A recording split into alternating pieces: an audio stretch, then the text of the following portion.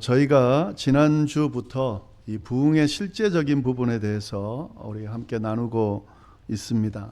부흥의 의미를 우리가 쭉 알아봤고요. 이 부흥에 대해서 아는 것만으로 끝나면 안 되기 때문에요.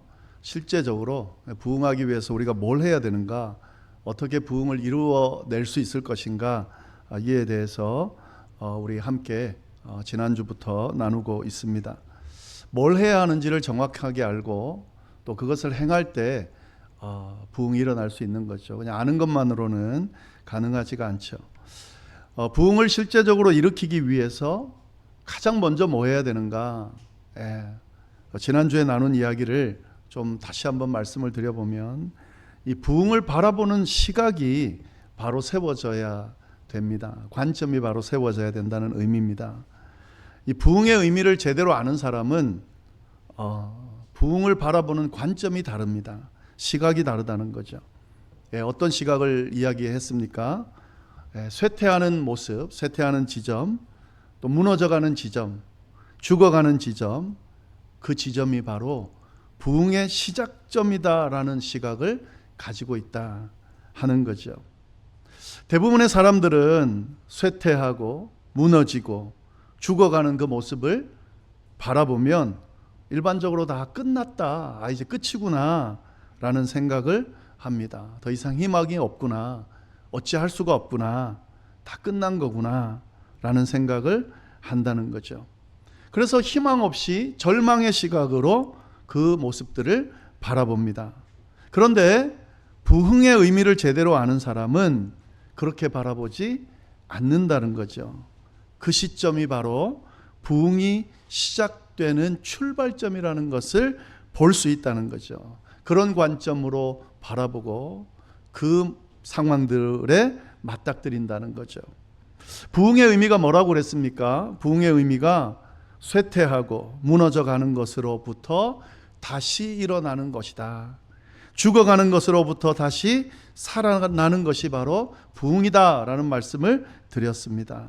그렇기 때문에 죽어져 가고 있는, 쇠퇴해져 가고 있는, 무너져 가고 있는 그 지점이 바로 다시 일어설 수 있는, 다시 살아날 수 있는 부흥의 시작점이 된다라는 사실이죠. 이걸 바라볼 줄 아는 사람이 바로 부흥의 의미를 제대로 아는 사람이다 하는 거죠.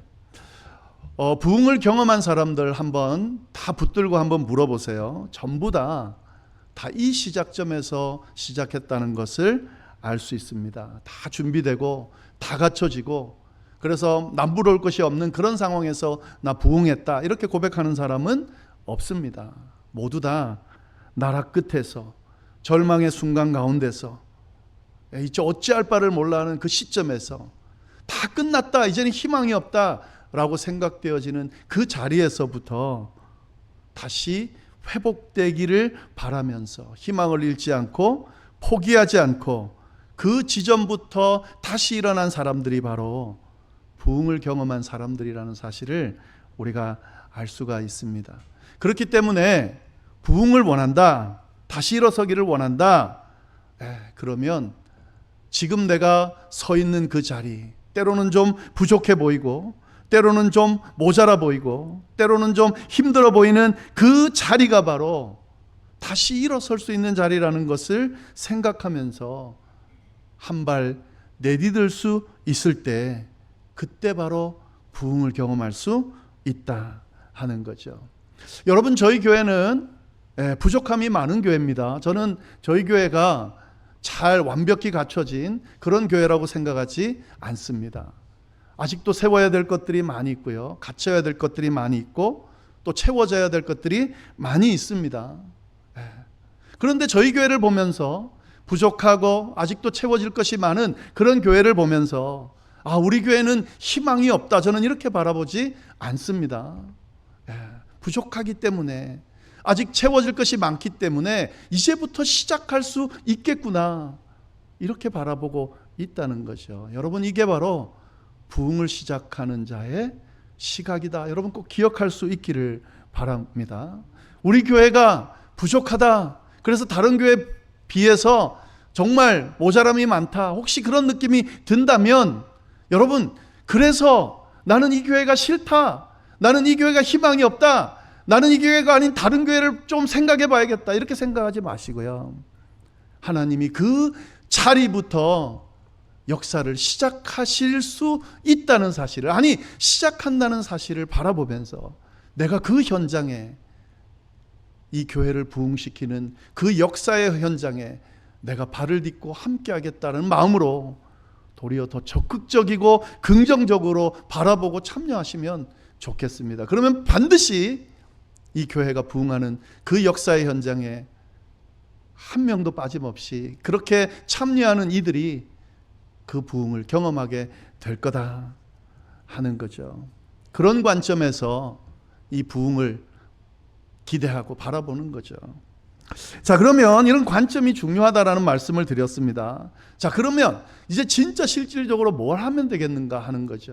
뭔가 부흥을 하기 위해서는 사실 우리도 뭔가를 해야 되잖아요.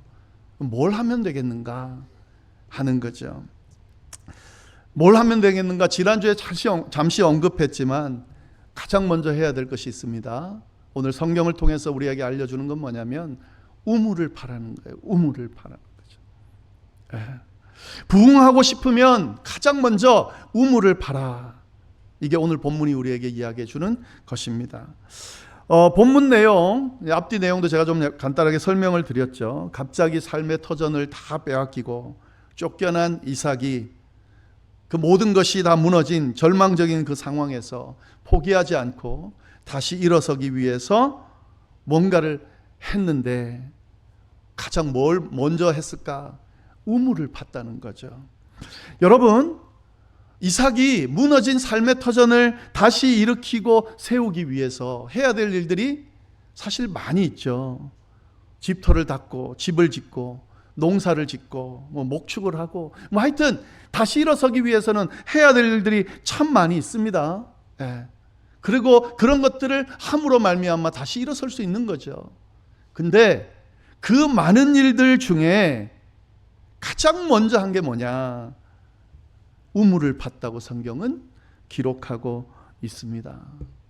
여러분, 이 이삭의 이 행동을 잘 보시기를 바랍니다. 우물이 뭡니까? 잘 아는 거죠. 물이 나오는 곳이죠. 물이 의미하는 바가 뭡니까? 물이 의미하는 바 너무 중요하죠. 이건 뭐 두말할 필요도 없는 내용이죠.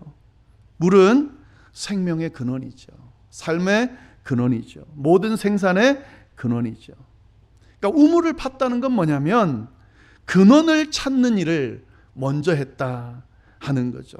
생명의 근원, 삶의 근원, 모든 생산의 근원, 부흥의 근원이 무엇인지를 발견했다, 찾아냈다 하는 거죠. 여러분, 부흥하기 위해서 가장 먼저 해야 되는 것은 부흥할 수 있는 근원을 찾는 겁니다. 어디로부터 부흥이 시작되고 어떤 힘을 가지고 부흥될 것인지를 찾아내는 거예요. 그리고 그걸 발견해내고 파내는 거예요. 부흥하기 위해서 우리 교회가 부흥하기 위해서 또 개인과 우리 가정이 부흥하기 위해서 해야 될 일들이 많죠. 우리가 경험한 만큼 또 알고 있는 만큼 뭘 해야 될지 아마 쫙 그려질 겁니다. 저희 교회가 부흥하기 위해서 해야 될 일들이 참 많이 있습니다. 해야 되죠. 근데 여러분, 진짜 제대로 부흥하기 위해서는 우물을 파야 된다는 거죠. 부흥의 근원을 발견해야 된다는 거죠. 여러분, 만약에 이걸 찾아내지 못하고 다른 것들로 막 채우고 다른 것들로 세워가면 눈으로 보기에, 잠시 보기에 뭔가 괜찮아 보일지 모르지만 사실은 그게 진정한 부흥이 될 수는 없습니다. 진짜 부흥할 수 있는 근원을 찾아내서 그것을 통해서 생산력을 발휘하고 다시 세워지고 할 수 있어야 진정한 부흥을 우리가 경험할 수 있게 된다 하는 거죠. 이 부흥을 위해서 우물을 파야 된다는 의미는요, 이 부흥의 그 의미, 성경적 의미 안에 이미 담겨져 있습니다. 부흥의 의미가 뭐라고 그랬습니까? 부흥의 의미는 다시 살아나는 것이다 라고 말씀을 드렸습니다. 근데 성경적인 부흥의 의미가 뭐라 그랬습니까? 다시 살아나기 위해서 뭐가 역사해야 된다고 그랬어요? 하나님이 역사해야 된다고 그랬습니다. 그래서 부흥은 뭐냐면 단순하게 사람이 많아지고 뭔가 교회가 커지고 이게 아니라 하나님이 살아 역사하는 현장이 되는 것, 그것이 바로 부흥이라 그랬습니다. 하나님이 진짜 살아계시는구나 경험할 수 있게 되는 거예요. 거기 속해 있는 사람들이 그 교회를 다니면서 하나님이 진짜 살아계시는구나, 역사하시는구나, 우리를 만지시는구나, 우리를 세우시는구나, 우리를 이끄시는구나, 이거를 경험하는 그 곳이 바로 부흥하는 곳이라 그랬습니다. 자, 그렇다면 뭐부터 해야 될까요? 이 하나님이 역사할 수 있도록 만드는 거죠. 하나님이 살아 역사할 수 있도록 만들어야 그게 가능하게 되는 거죠. 그게 바로 우물을 파는 것과 같은 의미다 하는 거죠. 여러분, 아리조나 열방교회가 진정으로 부흥하기 위해서 가장 먼저 해야 될 일은 뭐냐면 하나님이 살아 역사할 수 있도록 우리 교회를 그렇게 만들어야 된다는 거죠. 하나님이 진짜 살아계시는구나, 역사하시는구나, 교회를 다니면서 한 번도 그 교회에서 그 사실을 경험하지 못했다. 여러분, 그 신앙생활은 문제가 있는 거예요. 좋은 사람 만나고 친교 잘하고 그래서 교회 다니니까 즐겁고 하루하루가 재밌고 그래서 이 교회 다니는 게 재밌다.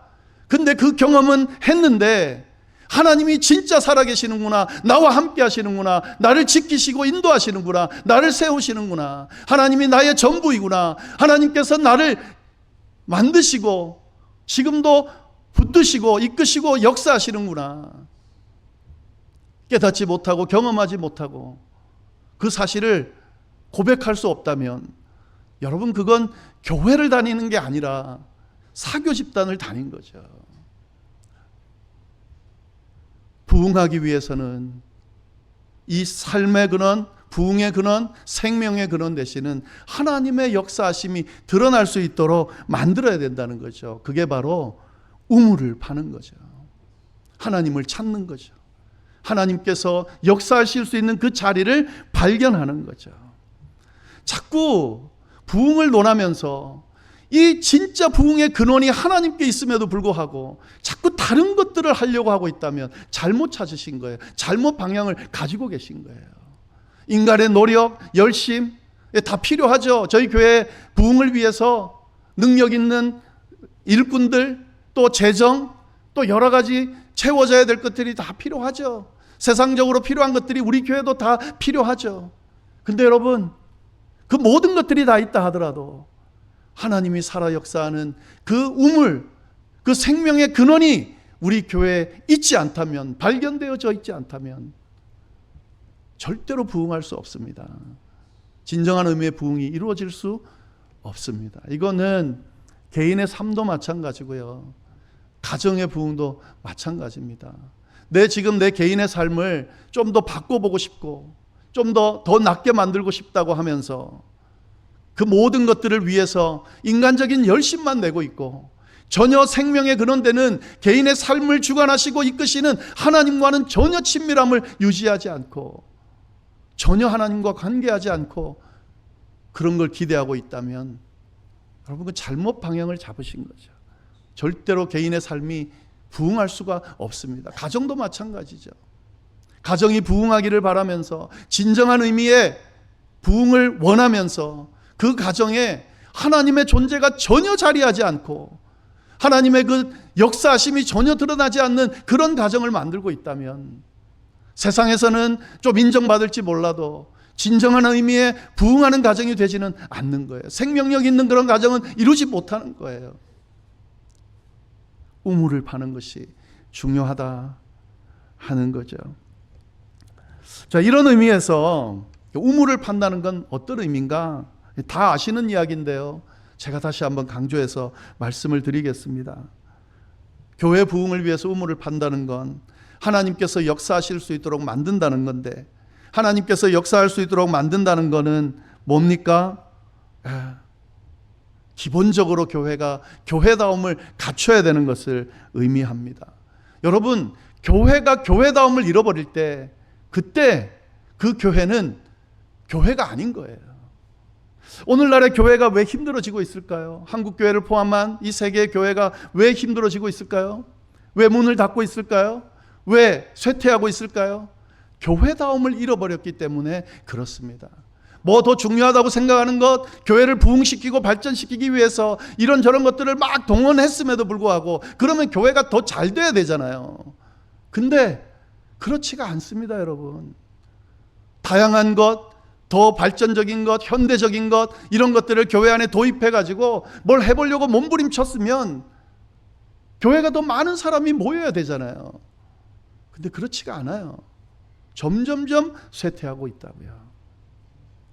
시대를 바라보는 신학자들이, 목회자들이 또 뭐 그렇게까지 갈 필요도 없습니다. 신앙생활을 오래 한 우리 신앙인들이 바라볼 때 교회의 문제가 뭡니까? 교회다움을 잃어버렸다는 거죠. 그리스도인다움을 잃어버렸다는 거예요. 여러분, 다시 우물을 파셔야 돼요. 교회다움을 회복하셔야 돼요. 교회다움을 세울 수 있어야 돼요. 하나님이 역사하는 그 현장으로 만들 수 있어야 돼요. 교회 가면, 교회 신앙생활을 하면 하나님을 만나고 하나님의 존재를 더 알고 싶고 그 하나님의 존재를 알아가면 알아갈수록 내 삶이 더 풍성해지는 이 놀라운 경험을 하실 수 있어야 됩니다. 네, 그래야 교회가 부흥할 수 있습니다. 제대로 세워질 수 있습니다. 교회가 예배를 강조하는 이유가 어디 있을까? 바로 여기에 있어요. 예배의 자리가 어떤 자리입니까? 하나님을 찬양하는 자리고 높이는 자리죠. 근데 더 분명히 말씀드리면 하나님께서 임재하시는 자리가 바로 예배의 자리입니다. 하나님을 만나는 자리가 바로 예배의 자리입니다. 우리가 드리는 이 예배가 그냥 단순한 종교의식이 아니에요. 물론 진짜 이 예배를 드리는 가운데 하나님의 살아계심이 경험되어지지 않고 그냥 좀 지루하고 고루하게 느껴지는 그 느낌을 가질 수 있습니다. 근데 여러분이 그렇게 느끼든 느끼지 않든 상관없이 이 예배의 자리는 의미는 뭐냐면 하나님이 이 자리에 지금 임재하고 계시고 이 자리에 예배드리러 온 우리들을 만나주시고 우리 하나님께서 우리를 만나주심으로 하나님의 그 인자하심과 그 풍성하신 은혜가 임하는 자리가 바로 예배의 자리라는 거예요. 그래서 예배를 자꾸 강조하는 겁니다. 하나님을 만날 수 있는 우물이 있는 자리이기 때문에 이 예배를 강조하는 거예요. 여러분, 공예배가 있죠. 일주일에 한 번 예배 드리는 것. 그래도 신앙을 유지할 수 있다면 괜찮죠. 근데 여러분, 그렇지가 않습니다. 개인적으로 하나님과 그 만나는 자리를 정기적으로 만들고 신앙생활 하는 사람이 사실 그렇게 많지 않아요. 또 그렇게 한다 그래도 혼자서 그걸 감당하기가 쉽지가 않습니다. 목사인 저도 만약에 공예배가 없이 혼자서 개인 예배 드리면서 만약에 신앙생활을 해야 된다면 저도 분명히 그 믿음이나 신앙의 모습이 약화될 수밖에 없을 거예요. 하나님께서 준비해 놓은 예배해 놓은 자리입니다. 함께 하나님의 백성들과 함께 모여서 하나님께 예배하는 이 자리는 하나님께서 그 자리에 임재하셔서 그때 예배하는 자들과 만나 주시고 하나님께서 가지고 계신 그 무한하신 능력을 드러내기 위해서 베푸시기 위해서 마련한 자리라는 사실을 기억하면서 이 자리가 바로 우물이라는 것을 기억하면서 이 우물을 열심히 파는 사람들이 많은 교회, 그 교회가 바로 부흥할 수 있는 근원을 가진 교회다. 여러분 꼭 기억할 수 있기를 바랍니다. 예배의 자리를 소원하고 그 예배의 자리를 찾는, 그래서 그 가운데 하나님을 만나기를 소원하고 하나님을 만나는 그 사람의 가정이, 그 사람의 삶이 부흥할 수 있는 근원을 가진 사람이고 가정이라는 것을 여러분이 꼭 기억할 수 있기를 바랍니다. 교회가 기도를 강조하죠. 왜 기도를 강조할까요? 기도하는 그 자리가 하나님과 만나서 대화하는 자리거든요. 하나님을 어디서 발견할 수 있을까? 기도하는 그 자리에서 발견할 수 있습니다. 여러분, 난 기도 조금 하다 보면 뭐 할 말이 없어서 기도 못 하겠다. 그거는 기도문을 낭독하는 거고요.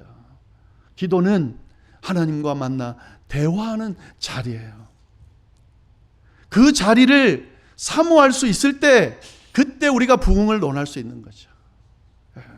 하나님과 계속 만나셔야 돼요. 그건 기도로만 만날 수 있습니다. 하나님과 만나지도 않고 하나님께 기도하지도 않으면서 하나님께서 내 삶을 책임지시기를, 내 삶을 인도해 주시기를 바라면서 하나님 앞에 그렇게 기대하고 소원하는 사람들이 참 많아요. 하나님이 주시고 싶어도 만나지를 못하는데 주실 수가 없는 거죠. 기도하는 자리를 찾으셔야 돼요. 기도하는 자리를 만드셔야 돼요. 기도를 통해 하나님과 대화하는 그 우물을 파셔야 돼요. 그것이 있으면 되는 거예요. 아리조나 열방교회가 부흥하기 위해서 뭐 해야 될까?